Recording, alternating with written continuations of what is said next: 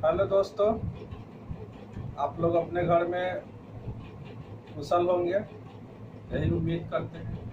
आप लोगों की पढ़ाई कैसी चल रही है? उम्मीद करते हैं आप लोगों की पढ़ाई बहुत अच्छा से चल रहा होगा, लेकिन उतना अच्छा भी नहीं होगा क्योंकि सभी के दिमाग में अभी लॉकडाउन चल रहा नहीं, सभी का दिमाग लॉक हो गया होगा। नहीं, फिर भी अपनी पढ़ाई को रोकना नहीं है, जितना हो सके अपनी इफ़िशियंसी का पूरा प्रयोग करना है। नहीं, क्योंकि यह समय एक ऐसा समय है कि जो व्यक्ति अपने इफ़िशियंसी का बहुत अच्छा से प्रयोग करेगा वही आने वाले समय में आगे जाएगा। ठीक, चलिए ये सब तो बातें होता रहेगा। तो हम लोग आज इकोनॉमिक्स का एक चैप्टर शुरू करने जा रहे हैं, बेरोजगारी। कोरोना जैसे महामारी से तो बेरोजगारी इतना फैल गया है, सोचा हूँ कि आप लोगों के बीच बेरोजगारी चैप्टर को लाओ और बेरोजगारी को आसान शब्दों में समझाने का प्रयास करूँगा। ठीक, तो शुरू करते हैं। बेरोजगारी बेरोजगारी यानी अनएम्प्लॉयमेंट।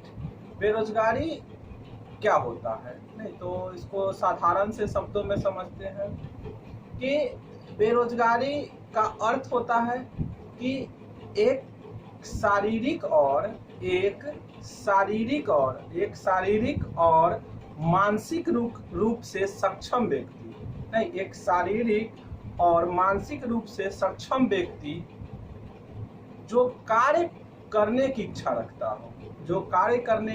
रखता हो लेकिन उसे कार्य नहीं मिल पाता हो, उसे बेरोजगारी कहते हैं। तो होता क्या है कि लोग काम करना चाहता है लेकिन उसको काम ही नहीं मिलेगा। नहीं, वो अपने उसके दिमागी स्तर भी उसका अच्छा है, बॉडी भी अच्छे से वर्क कर रहा है, लेकिन उसे काम नहीं मिल पाता है। ठीक, और इच्छा रहने के बावजूद भी काम नहीं मिल पाता, उसे बेरोजगार या बेरोजगारी कहते हैं। ठीक, तो बेरोजगारी को समझने के लिए सबसे पहले हम लोगों को श्रम बल समझना होगा। ठीक, तो श्रम बल समझने से पहले हम एक आयु वर्ग का पिरामिड समझ लेते हैं। ठीक, तो आयु वर्ग के पिरामिड को हम तीन कैटेगरी में बांटेंगे। जैसे मान लीजिए कि एक 0 से 15 वर्ष, दूसरा 15 से 65 वर्ष और तीसरा 65 वर्ष से अधिक। ठीक, तो इस पिरामिड के माध्यम से हम कार्यबल को समझ सकते हैं। ठीक, तो पहले समझ लेते हैं कि कार्यबल क्या होता है। नहीं, कार्यबल क्या होता है, वर्कफोर्स क्या होता है।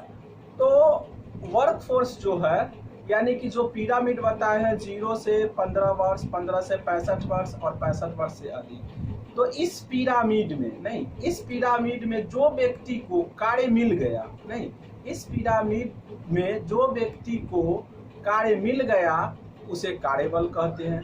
जितने जो हम पिरामिड के चर्चा किए हैं, उस पिरामिड में जितने सारे लोगों को कार्य मिल गया होगा उसे हम लोग कार्यबल कहते हैं। तो अब हम लोग समझते हैं श्रम बल, लेबर फोर्स। तो श्रम बल क्या होता है? श्रम बल होता है कि कार्य करने की इच्छुक प्लस कार्य करने में सक्षम। यानी श्रम बल को हम दो तरीकों से बांट के देख सकते हैं। एक कि कार्य करने में इच्छुक और दूसरा कार्य करने में सक्षम। यानी कि श्रम बल उसे कहते हैं जिसको, जैसे जो व्यक्ति कार्य करने को इच्छुक हो और कार्य करने में सक्षम हो उसे हम लोग श्रम बल कहते हैं। हाँ, एक चीज ध्यान रखिएगा कि जो व्यक्ति कार्य ही नहीं करना चाहता हो वो बेरोजगार नहीं होगा। ठीक, अब जैसे मान लीजिए कि कोई व्यक्ति है जो वो हमेशा बैठ के ही अपना समय गुजारना चाहता है, उसको कार्य करने की थोड़ा भी इच्छा नहीं होती है। तो जब व्यक्ति को कार्य करने की थोड़ा भी इच्छा नहीं हो तो वह बेरोजगार नहीं है। ठीक, वो बेरोजगार नहीं है, उसको आलसी कह सकते हैं, निकम्मा कह सकते हैं, लेकिन बेरोजगार नहीं कह सकते। क्योंकि बेरोजगार जो होता है कि बेरोजगारी में क्या होता है कि मानसिक और शारीरिक रूप से सक्षम व्यक्ति, नहीं, जो कार्य करने की इच्छा रखता हो और उसे कार्य नहीं मिलता हो उसे बेरोजगार कहते हैं, न कि कार्य करने की इच्छा न रखने वाले को। ठीक, उम्मीद करते हैं कि बेरोजगारी आप लोग समझ गए, श्रम बल समझ गए होंगे और कार्यबल समझ गए होंगे। ठीक, तो हम लोग बेरोजगारी का अर्थ भी समझ गए हैं। तो टेक्निकल रूप से अगर बेरोजगारी का डिफिनीशन ये भी लगाया जा सकता है, जैसे जो श्रम बल कार्य बल में नहीं बदल पाया, यानी जो श्रम बल कार्य बल में नहीं बदल पाया वही तो बेरोजगार है। नहीं, कहने का क्या मतलब हुआ कि जो भी श्रम बल है अगर वह कार्य बल में नहीं बदल पाएगा उसी को तो हम बेरोजगार कहते हैं। नहीं, तो हम अभी तक समझ चुके, एक बेरोजगारी का सामान्य अर्थ समझ लिए, हम लोग आयु वर्ग का पिरामिड समझ लिए, हम लोग कार्यबल समझ लिए, हम लोग श्रम बल समझ लिए और बेरोजगारी का टेक्निकल अर्थ समझ लिए। ठीक, तो अब हम लोग समझते हैं टाइप्स ऑफ अनएम्प्लॉयमेंट, यानी कि बेरोजगारी के प्रकार। बेरोजगारी के क्या क्या प्रकार हैं? तो बेरोजगारी के प्रकार पे हम लोग बात करते हैं। तो सबसे पहले हम लोग बात करते हैं सामान्य बेरोजगारी, यानी कि जनरल अनएम्प्लॉयमेंट। इस सामान्य बेरोजगारी क्या होता है? तो सामान्य बेरोजगारी को हम लोग समझते हैं कि सामान्य बेरोजगारी होता है कि जैसे पहले साधारण शब्दों में समझ लेते हैं इसको। जैसे मान लीजिए कि कोई व्यक्ति कार्य करने को इच्छुक है और मार्केट में जो भी प्रचलित दर है, ठीक, वो उस पर कार्य करने को तैयार हो गया लेकिन फिर भी उसे कार्य नहीं मिला, तो वही तो सामान्य बेरोजगारी होता है। जैसे मान लीजिए कि अभी मार्केट में एक मजदूर का रोज मिलता है, मान लीजिए कि 450 रुपया उसको रोज मिलता है और वह व्यक्ति 450 रुपया में काम करने को राजी हो गया, ठीक, लेकिन फिर भी उसे काम नहीं मिला। नहीं, फिर भी उसे काम नहीं मिला, यही तो सामान्य बेरोजगारी है, जनरल अनएम्प्लॉयमेंट। ठीक, तो हम इसको सामान्य बेरोजगारी के डिफिनीशन के रूप में ऐसे बता सकते हैं, जैसे वैसी बेरोजगारी जो प्रचलित दर पर काम करने को तैयार हो जाता हो। नहीं, वैसी बेरोजगारी जो प्रचलित दर पे काम करने को तैयार हो जाता है लेकिन उसे काम नहीं मिलता, वैसी बेरोजगारी को सामान्य बेरोजगारी कहते हैं। ठीक, उम्मीद करते हैं कि सामान्य बेरोजगारी भी समझ गए होंगे। ठीक, तो हम अगले बेरोजगारी की बात करते हैं, संरचनात्मक बेरोजगारी। अब ये संरचनात्मक बेरोजगारी क्या होता है? ठीक, जैसे इसमें क्या होगा कि भौतिक यानी फिजिकल, वित्तीय फिनेंशियल और मानवीय संरचना, ठीक, जब कमजोर हो जाता है, इसमें 3 चीज कमजोर हो जाती है। संरचनात्मक बेरोजगारी में 3 चीज कमजोर हो जाती है। सबसे पहला भौतिक, दूसरा वित्तीय और तीसरा मानवीय संरचना। जैसे ही ये तीनों चीज कमजोर हो जाएगा और इससे जो उत्पन्न होगा वही तो बेरोजगार कहलाएगा, वही तो बेरोजगारी होगी। ठीक, तो जब किसी की भौतिक, वित्तीय और मानवीय संरचना कमजोर हो जाती है, उससे पैदा होने वाली स्थिति बेरोजगारी कहलाती है। ठीक, तो अब हम लोग समझ लेते हैं कि भौतिक क्या होता है। ठीक, भौतिक क्या होता है, मानवीय संरचना क्या होता है और वित्तीय क्या होता है। तो इस चीज को हम लोग समझते हैं। जैसे कि भौतिक में क्या होता है? परिवहन। अगर आप कोई चीज उत्पादन कर रहे हैं नहीं और आपको परिवहन नहीं मिला, नहीं, या आप कौशल, आपके पास ड्राइविंग करने का कौशल है और उसके लिए आप परिवहन चलाना जानते हैं और आपको परिवहन नहीं मिले, नहीं, आपको गाड़ी घोड़ा ना मिले, तो उससे तभी तो बेरोजगारी उत्पन्न हो जाएगी ना। ठीक, परिवहन, उत्पादन न होना। अब भौतिक स्थिति में उत्पादन न होना, बिजली का न होना, नहीं यही सब चीज तो भौतिक में आएगा। जैसे परिवहन का न होना, उत्पादन का न होना और बिजली का न होना, ये सभी चीज भौतिक में आएंगे। और वित्तीय में क्या क्या आएंगे? निवेश न होना। अगर मान लीजिए कि कोई व्यक्ति निवेश ही नहीं करेगा, नहीं, अब निवेश कहाँ से करेगा? क्यों नहीं निवेश करेगा?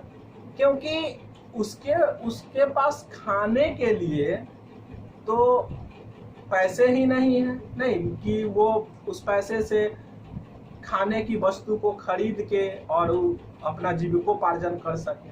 नहीं, जब उसके पास मतलब जीविकोपार्जन करने के लिए पैसे ही नहीं है तो वो निवेश कहाँ से करेगा? यानी कि जो वित्तीय संरचना है, या जो वित्तीय संरचना है वो क्या है? उसका खराब है, उसके पास पैसे नहीं है। पैसे ना होने के कारण वो किसी भी निवेश नहीं कर पाएगा। और जब तक निवेश नहीं होगा, उत्पादन नहीं होगा, उत्पादन नहीं होगा, उस वस्तु का वितरण नहीं होगा, वितरण नहीं होगा, लोगों को उत्पादन नहीं होगा, वितरण नहीं होगा, लोगों को रोजगार नहीं मिलेगा, लोगों को रोजगार नहीं मिलेगा तो लोग बेरोजगार हो जाएंगे। नहीं, तो ये चीज होती है। और मानवीय संरचना। अब मानवीय संरचना क्या होता है कि लोगों के पास कोई कौशल ना हो, नहीं, लोगों को ज्ञान ना हो, लोगों को ना कोई टेक्नोलॉजी पता हो, ना टेक्नोलॉजी ना पता हो, या तकनीकी का ज्ञान नहीं हो। तो ये मानवीय संरचना है कि अगर कोई व्यक्ति को ना उसके पास कोई चीज करने का कौशल है, नहीं, ना कोई चीज करने का कौशल है, ना ज्ञान है, ना उसके पास कोई टेक्नोलॉजी है, ना ही कोई टेक्निकल चीज है, तो जब उसके पास ये सब चीज नहीं होगा फिर भी वो क्या है? बेरोजगार है। तो मानवीय संरचना का भी होना बहुत जरूरी होता है, नहीं तो वो भी एक बेरोजगारी का कारण होता है। ठीक, नहीं, तो उम्मीद करते हैं कि संरचनात्मक बेरोजगारी को भी आप समझ गए होंगे। नहीं, तो आगे बात करते हैं आगे की बेरोजगारी पे। प्रच्छन्न बेरोजगारी। प्रच्छन्न बेरोजगारी, इसी को छिपी हुई बेरोजगारी कहते हैं, नहीं, इसी को अदृश्य बेरोजगारी कहते हैं। तो प्रच्छन्न बेरोजगारी, छिपी हुई बेरोजगारी या अदृश्य बेरोजगारी इसे कहते हैं। इस चीज को हम लोग समझते हैं। जैसे जब किसी अर्थव्यवस्था पर आवश्यकता से अधिक लोग नियोजित हो, जब किसी अर्थव्यवस्था पर या जब किसी अर्थव्यवस्था में आवश्यकता से अधिक लोग नियोजित हो, अर्थात कार्य कम लेकिन लोग ज्यादा। नहीं, अब काम करना है 2 ही लोगों को और काम कर रहे हैं 10 लोग, तो वो भी तो एक तरह से क्या है? वो भी तो एक तरह से बेरोजगारी है। जैसे इस चीज को हम लोग समझते हैं कि जैसे हम लोग एक चीज समझते हैं कि जैसे मान लीजिए कि मेरे पिताजी के पास 1 बीघा जमीन था। ठीक, फिर जब हम लोग पैदा हुए तो वही 1 बीघा पे हम लोग भी डिपेंड हो गए। नहीं, फिर वही 1 बीघा पे हमारे आने वाले जनरेशन भी उसी 1 बीघा जमीन पे क्या हो? डिपेंडेंट हो गया। तो अब देखिए कि जमीन वही 1 बीघा है लेकिन परिवार बढ़ता जा रहा है, परिवार बढ़ता जा रहा है, जमीन नहीं। लेकिन परिवार बढ़ने के साथ साथ उस जमीन पे उस परिवार का डिपेंड होना, ये भी तो एक तरह का बेरोजगारी है। जमीन नहीं बढ़ रहा लेकिन परिवार बढ़ रहा है, वो भी एक तरह का क्या है? वो भी एक तरह का बेरोजगारी ही है। नहीं, अब जैसे मान लीजिए कि सरकारी स्कूल का एग्जाम्पल ले लेते हैं कि सरकारी स्कूल में 10 बच्चे हैं और शिक्षक 5 हैं। नहीं, सरकारी स्कूल में बच्चे 10 हैं और शिक्षक 5 हैं। तो देखिए कि एक शिक्षक मिनिमम 30 से 40 बच्चे को संभाल सकता है। अब 10 ही बच्चे हैं और शिक्षक 5 है, यानी शिक्षकों की संख्या क्या है, ज्यादा है, यानी 5 है तो ज्यादा है। तो वहाँ ठीक है, लगता है कि सभी लोग कार्य कर रहे हैं, लेकिन एक्चुअल में कार्य नहीं कर रहे होते हैं। क्योंकि जरूरत से ज्यादा है। मिनिमम 4 लोग या 4 शिक्षक तो जरूर ज्यादा हैं, नहीं तो वो 4 जो शिक्षक है वो भी एक तरह से बेरोजगार है, लेकिन वो बेरोजगार दिख नहीं रहा है, ये अदृश्य है, नहीं प्रछन्न है। तो इस तरह की बेरोजगारी प्रछन्न बेरोजगारी कहलाती है। यानी कि जब किसी अर्थव्यवस्था में आवश्यकता से अधिक लोग नियोजित होते हैं, जब किसी अर्थव्यवस्था में आवश्यकता से अधिक लोग नियोजित होते हैं, अर्थात कार्य कम और लोग ज्यादा, ऐसी स्थिति प्रछन्न बेरोजगारी की स्थिति कहलाती है। ठीक, आगे हम लोग बात करते हैं मौसमी बेरोजगारी के बारे में। मौसमी बेरोजगारी को हम लोग पहले समझते हैं साधारण शब्दों में। जैसे मान लीजिए कि कोई आइसक्रीम बेचने वाला है, तो आइसक्रीम बेचने वाला सालों भर तो आइसक्रीम बेचेगा नहीं। जो अभी के समय में मई जून जुलाई अगस्त ये सब समय में जितना आइसक्रीम उसको बिकेगा, क्या अक्टूबर नवंबर दिसंबर जनवरी में उतना बिक पाएगा? नहीं। तो बाकी मतलब कि साल में उसे कुछ महीने ही कार्य मिलता है, वो क्या हो जाता है, मौसमी बेरोजगारी है। अब जैसे कि तरबूजा का भी समय है, तो अभी तरबूजा बिक रहा है, नहीं तो बहुत सारे लोग बेच भी रहे हैं। लेकिन अगर नवंबर दिसंबर इस सब में की बात होगा तो उस समय तरबूज बिकेगा नहीं, क्योंकि ठंड का समय होता है और ठंडा लोग क्या खाएगा, नहीं। तो एक तरह से वो क्या हो गया, वो मौसमी बेरोजगारी है। और सबसे बड़ा एग्जाम्पल के रूप में हम लोग ले सकते हैं भारतीय कृषि को, क्योंकि भारतीय कृषि जो है वो मानसून पे आधारित है। अगर मानसून हुआ तो खेती होगा, मानसून नहीं हुआ खेती नहीं होगा, नहीं तो खेती नहीं होगा तो किसान क्या हो जाएंगे, बेरोजगार हो जाएंगे, नहीं। यही मौसमी बेरोजगारी होता है। यानी जब किसी कार्य समूह को साल में कुछ महीने ही कार्य मिलता है, जब किसी कार्य समूह को साल में कुछ महीने ही कार्य मिलता है, बाकी समय वह बैठा रहता है, बाकी समय वह कुछ नहीं करता, और इससे उत्पन्न होने वाली स्थिति मौसमी बेरोजगारी कहलाती है। यानी उसे हम लोग मौसमी बेरोजगारी कहते हैं, नहीं।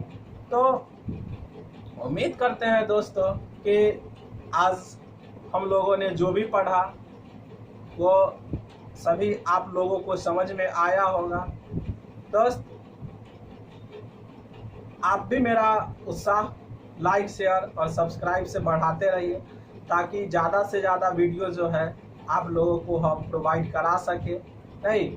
और इकोनॉमिक्स तो आप लोगों को पता ही है कि इकोनॉमिक्स किस तरह का सब्जेक्ट होता है, नहीं, क्योंकि इकोनॉमिक्स एक ऐसा सब्जेक्ट है कि इसको जब तक माइंड को कंसंट्रेट करके नहीं पढ़िएगा तब तक ये आपका अपना नहीं होने वाला है। इसलिए इकोनॉमिक्स को पढ़ते समय ध्यान को केंद्रित रखें, ध्यान को भटकने न दें, क्योंकि इसमें टेक्निकल शब्द का प्रयोग ज़्यादा होता है। तो जब तक आप जो है इकोनॉमिक्स के की को नहीं समझिएगा, इकोनॉमिक्स के शब्द को नहीं समझिएगा, तब तक इकोनॉमिक्स को समझना आसान नहीं है। ठीक, अगर माइंड को कंसंट्रेट रखिएगा, नहीं ध्यान केंद्रित रहेगा, तो इकोनॉमिक्स बहुत मज़ेदार सब्जेक्ट होता है, जो बहुत मज़ा आता है पढ़ने में। हमें तो बहुत आता है, और कोशिश करते हैं कि आप लोगों को भी इकोनॉमिक्स इस तरह से बताएं, साधारण से साधारण शब्दों में बताएं, ताकि आप लोगों को भी इकोनॉमिक्स पढ़ने में बहुत मज़ा आए। बहुत सारे बच्चे इकोनॉमिक्स से भागते हैं, लेकिन भागना नहीं है, नहीं। अगर डर गए तो फिर आप असफल हो गए, नहीं, डरना नहीं है, हमें इससे संभालना है, नहीं। इकोनॉमिक्स को ऐसा संभालना है कि ये हमसे निकल ना सके, नहीं, इसे डरना नहीं है। ठीक, तो दोस्त मेरा भी आप हौसला बढ़ाते रहिए, मेरे चैनल को सब्सक्राइब कीजिए, मेरे वीडियो को लाइक शेयर करना ना भूलें। तब तक के लिए धन्यवाद।